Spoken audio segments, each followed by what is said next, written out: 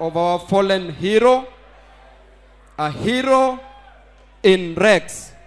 Rex died because of us, so that we can enjoy the fruits of liberty. And may Rex's soul rest in everlasting peace.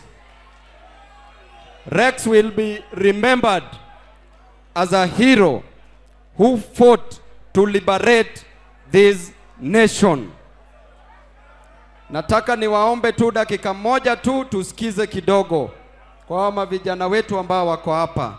Ninajua kuna machungu sana kwenyu, lakini ninawaomba kwa unyenyekevu tutulie tu kidogo, tuendelee mbele, tumalize hii function. I want to tell you that the Bible says in the book of Revelation 21:4 that the Almighty God will wipe away every tear from your eyes. There will be no more death. That there will be no more mourning. There will be no more crying.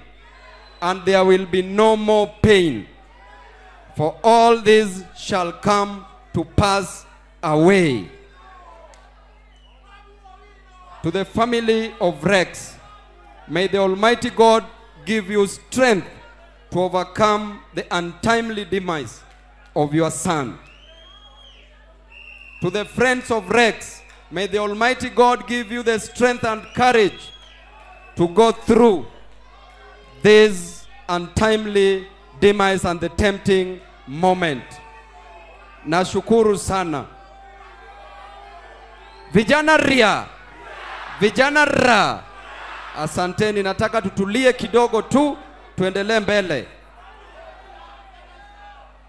If and only if Ruto were her president, if Ruto were our president, he would be here today to comfort with the family of Rex. But he is not. If Ruto were our president, he would be here today to pay his last respects to the young man who's lying here, who has changed this country for the better. But he is not. If Ruto were a president or a leader, he would take responsibility for every life that has been lost unnecessarily during this struggle. But he is not. Because he is not a leader and he is a dealer. He's dealing with our lives.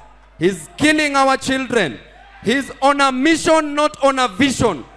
A vision to kill the young people in this country.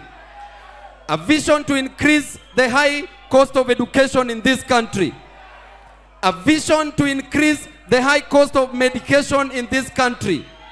And a vision to destroy this country for the worst.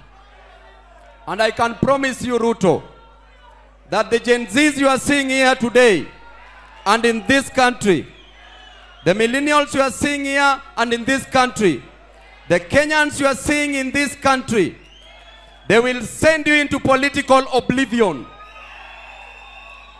which is the entombment of the unworthy into their own dust of nothingness.